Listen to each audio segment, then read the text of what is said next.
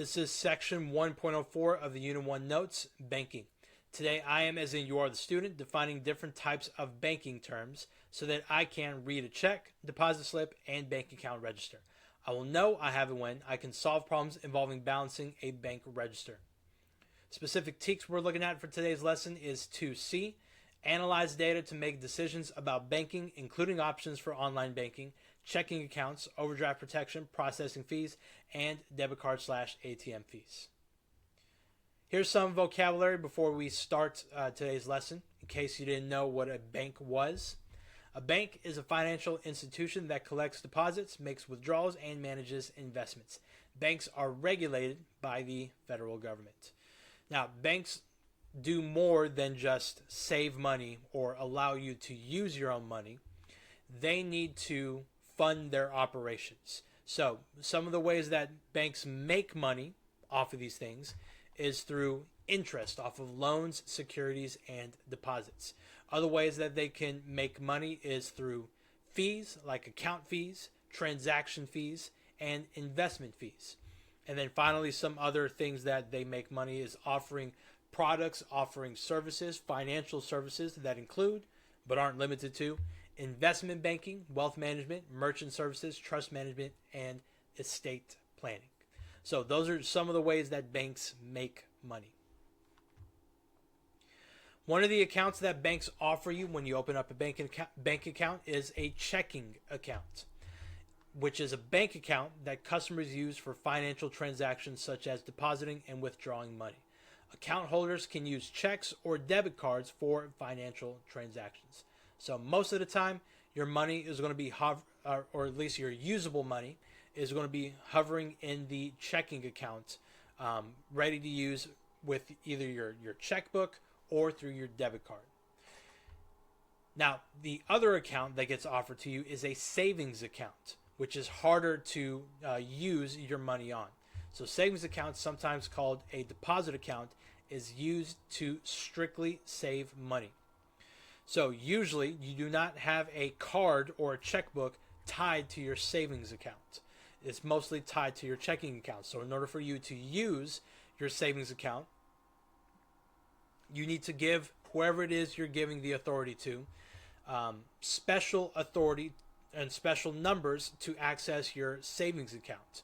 Or you can move that money from your savings account to your hand, or move your money in your savings account to your checking account so that your debit card can access that money, or your checkbook or check, whatever it is you're using. So those are the differences between the two general accounts that you're offered. Here is a check or example of a check. There's some things I want to point out to you, like for example the routing number, which is the number that is tied to your banking institution. It's used to send money. It's like a location, if you will, of where to send that money. And then you have the account number that's right next to it. So first you have the routing number and then your account number, which is tied to specifically your account. And then the check number, which is just which check you're using, what number you're on, etc. You have your information right here, pay to the order of whoever it is that you want to pay to. And then you write out the amount of dollars. You write it in words right here, what your money amount is. And then you put the number right there in this box along with the date. So this is an example of a check. Here's another example, except it's a you try. So for those of y'all that are following along in ClassKick, if you would like, please go ahead and pause this video. Try to answer these three questions. What is the banking routing number on this check? What is the check number? And what is the account number on this check? So go through this and see if you can figure it out. Move this box on your own to check your work for the answers, but only after you tried it. And yeah, so if you would like, pause the video, try this on your own. Otherwise, I'm just going to go ahead and show y'all what the answers are. So where is the banking bank routing number. It's usually the first number right here. The check number is over here all the way to the right. You could also see it on the top right of the check. And then which is your account number?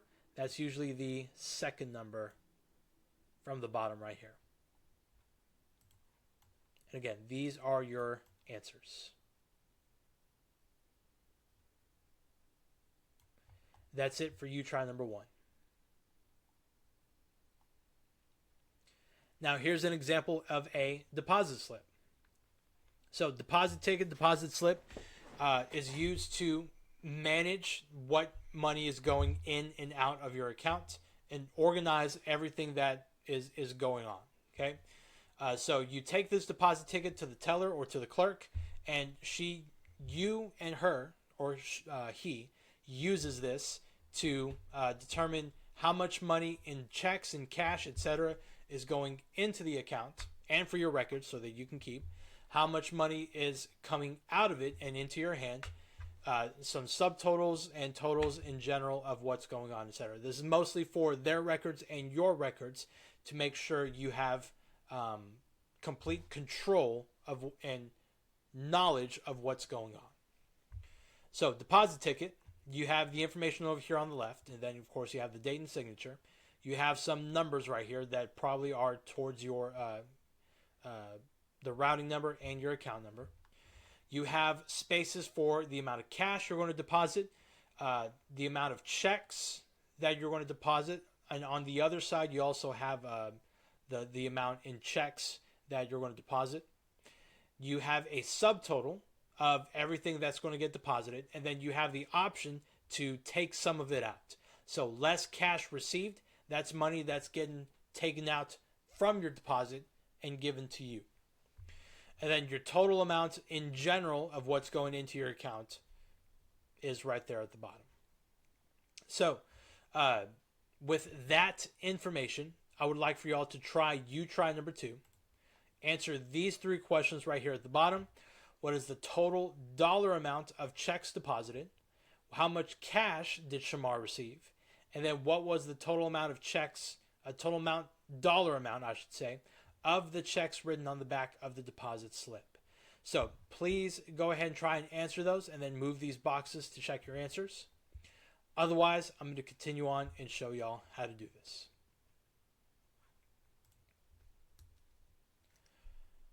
So I'm actually going to start from right here on this third one.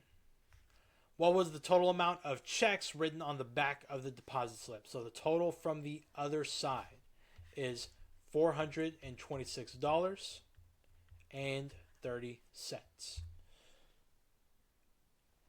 It doesn't specifically say checks on the other side, but it's understood that the other side is checks.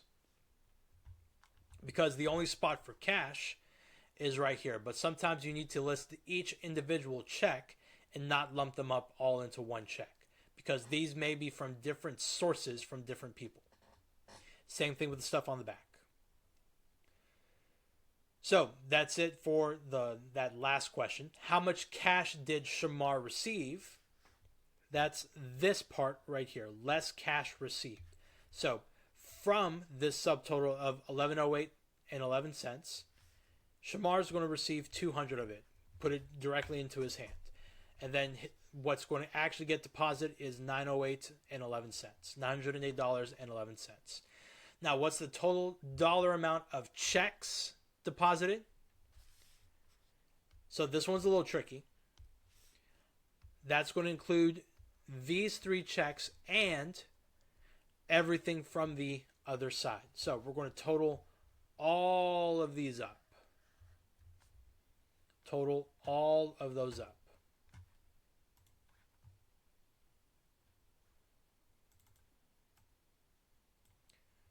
So 245.14 plus 120 plus 316.67 plus 426.30.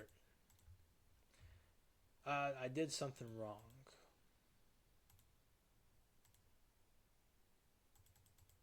I forgot the 4. There we go. So we should get $1,108.11. And if you notice, that's our subtotal. However, don't rely on the subtotal, because total subtotal could also include the cash. So you want to actually make sure you only add up these four right here. And then that will be your answer. 1108 and 11 cents.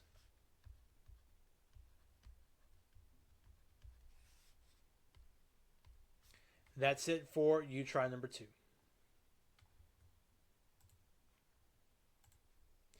Here's some more vocabulary for the second half of the lesson. Register, which is what you see right here. Let me zoom in a little bit.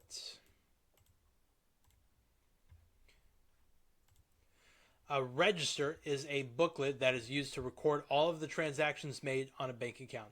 This is what you use to keep track of the money in your bank account. So you personally are filling out a booklet with all the information that is needed to determine what you've paid, what money is getting taken out, what you've deposited into your account, etc., for your own records. Now, this is useful to check with the bank statement, that the bank periodically shows you, to make sure that everything lines up, that there aren't any weird transactions going on, that you know where your money is being sent to, where it's being taken out of, etc. So, bank statement is a printed record of the balance in a bank account and the amounts that have been paid into it and withdrawn from it. This is issued by the bank periodically to the holder of the bank account. We're going to look at these two examples in just a few moments. So here's an example of a register. As you can see, you have a key to for this particular column right here for a quick look as to. So on this register, we have a key at the top to help determine what type of transaction this person did. We have the date, the code or check number if there is no acronym to use. Instead, use the check number. The transaction description, which tells you what the transaction was for. And your payment fee withdrawal, which is what's getting taken out of your account to give you a new balance, or your deposit and credit, which is money that's added to your account. So each of these affects your balance. Notice how the balance starts up at $586.20, and then after a payment for groceries, it now turns into $466.20. You make another payment for the plumber, $85.30, and then you get $380.90. Then you get a paycheck that gets deposited into your account, so then you're going to add $550.20 to $380.90, and your new balance will be $931.10. So this is how you read a banking register. There are 3 questions I would like for you all to try and answer. What was the balance before the ATM withdrawal on June 5th? What was the balance before the debit card payment on June 14th? And then what was the balance after the card payment made with check number 231? So what I would like for y'all to do, especially if you're following along in ClassKick, is to go ahead and pause this video, try these problems on your own, answer them right here in these blanks below. And then if you would like, move these boxes to check your work to see if you located everything correctly. Otherwise, I'm going to continue on and show y'all how to do this. So what was the balance before the ATM withdrawal on June 5th? Here's June 5th. What was the balance before that? So we're going to look up before this transaction. And the balance was $586.20. So this is for the first one. What was the balance before the debit card payment on June 14th? Let's locate June 14th, which is right here. So we want to look for the balance before this transaction happened, which means it'll be $931.10. So this is for answer 2. Answer 3.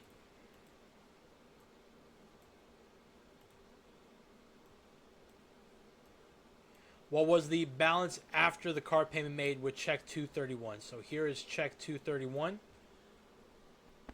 Excuse me. We make a payment, and then right after the payment, we get a new balance of $508.06. Now, you would guess, if you weren't reading this correctly, that we would go underneath it to get the next number. However, there's another transaction that happens on the next line, the membership fee. So after this fee gets paid, we have a new balance, which is not what we're looking for. We're looking for the balance after the car payment, which is directly across from it. We don't go to the next line. Anyways, that's it for you try number 3.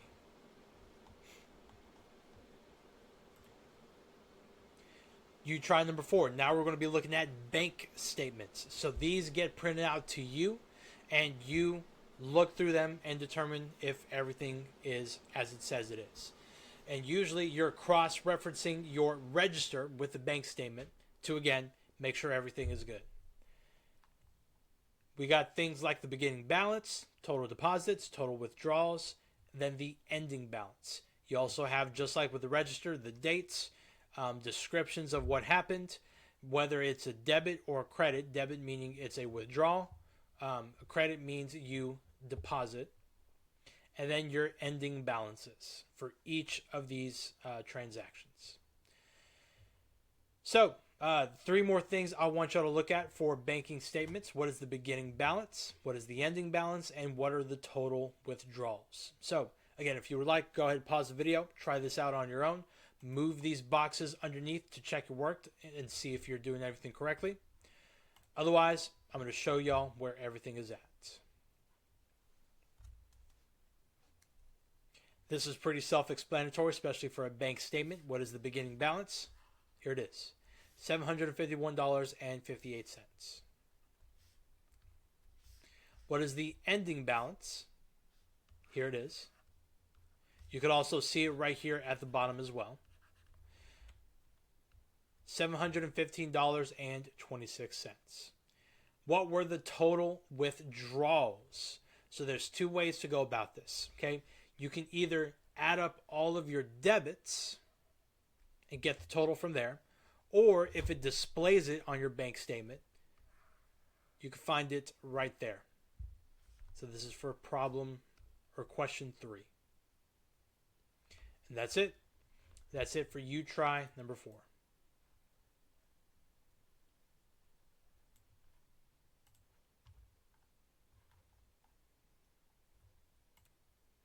Here's some more vocabulary in case things just weren't clear about what these things mean. Deposit, in terms of a bank, deposit is adding money to a financial account such as a checking or savings account. Withdrawal is taking money out of a financial account. Deposits go in, withdrawals come out. Balance, the amount of money in an account. Transfer, moving money through either a deposit or a withdrawal from one account to another. For example, transfer money from your checking account to your savings account. That's the most common one. Or savings to checking. Overdraft, spending too much money. You have withdrawn or spent more money than is in your account. And usually when that happens, either you have to pay it back or you have to pay it back with a fee that gets added to it for the bank essentially having to loan you the money to use. It's money you didn't have, and so the bank had to give extra money. And therefore, because of that, there's a fee that's added on top for doing that, for that overdraft. So, depends on the bank. Some banks have overdraft fees, some don't. There's pros and cons to each bank. But that's essentially what an overdraft is, spending too much money.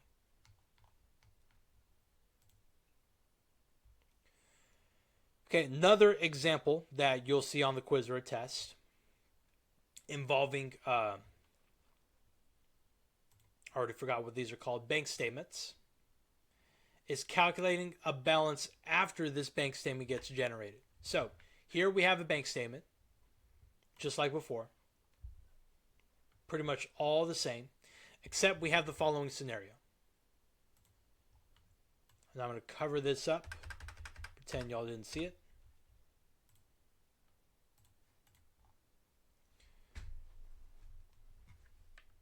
So, Noah's register shows a deposit on February 4th in the amount of $275, an ATM withdrawal on February 5th in the amount of $60, and then a check that gets paid out on February 7th in the amount of $410.21.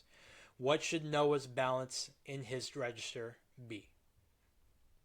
So look at the dates. Notice how everything's in January. So everything in this scenario is happening in February, which is after this bank statement from January gets printed out.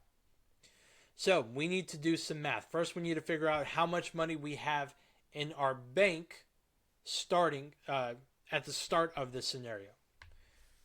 First thing we need to look at is the ending balance, which is $715.26. That's our starting point.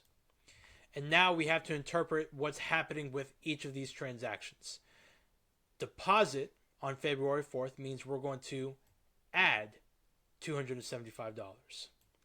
ATM withdrawal on February 5th means we're going to subtract $60. And then writing a check out to somebody on February 7th means we're going to subtract $410. So now type all of that into your calculator.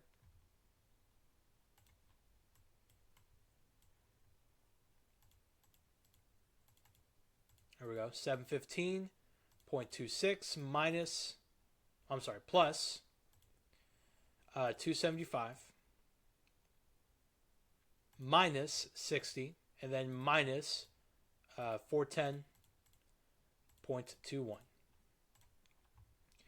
Which leaves us with $520.05 as our new ending balance, based off of his register, which is not in the bank statement. So this is what his new balance will be after everything gets taken care of. That's it for example number 5. Okay, you try number 5, same situation, except different problem, different numbers.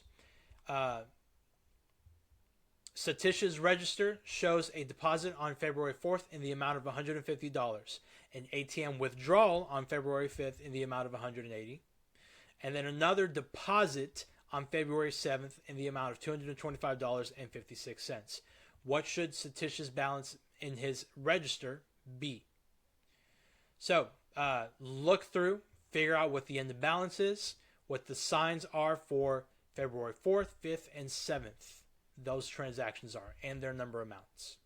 Then find your new ending balance after you total it all up. Move the box in this part right here to check your answer to see if you did everything correctly. Make sure you type either a plus or a minus depending on what the situation calls for. And then that's that. So go ahead and pause this video. Try this problem on your own. Otherwise, I'm going to go ahead and show y'all how to do this problem. So the ending balance, just like the previous one, is $715.26. However, there are different transactions going on. So on February 4th, we have a deposit of $150. So we're going to add $150. We have an ATM withdrawal in the amount of $180. So we're going to withdraw $180. And then February 7th, we have a deposit. So we're going to add $225.56. So now total that up. 715.26 plus 150 minus 180 plus 225.56. Whoops. And we get $910.80. So 900, did I say 80? 82 cents. $910.82. That is our final answer. for what should Satish's balance in his register be. That's it for you try number 5. Okay, I have another example, you try number 6, just for more practice. Same scenario, except again, you need to figure out whether you are adding or subtracting these particular scenarios or these transactions to Patty's account. So go ahead and pause the video, try this problem on your own, see if you can figure it out. Otherwise, I'm going to continue on and show y'all how to do this. So in this case, Patty's register shows an ATM withdrawal on February 5th in the amount of $140. So we know we're going to subtract 140. Her ending balance can be found in one of two places. Either way, it's $715.26. So February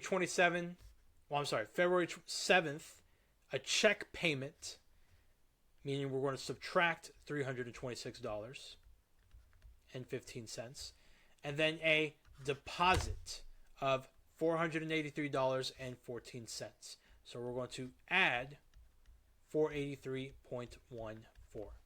So take out the calculator, total that all up.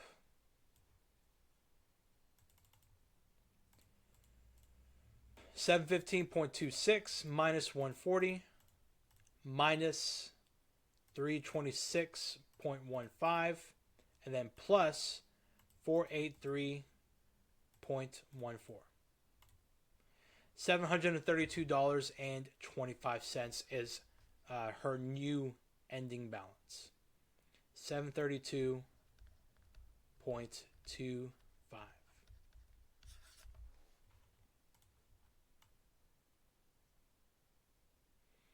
And then just showing y'all what the work looks like. But that's it. That's it for you try number 6. So that's the end of 1.04 notes and the Unit 1 notes in general. If y'all have any questions, please let me know. Y'all have my number and email. Just shoot me a message. Can't read mine, so I can only help y'all with y'all's problems if you let me know what's going on. Okay? So that's it. I will see y'all in the next video. Take it easy, everybody.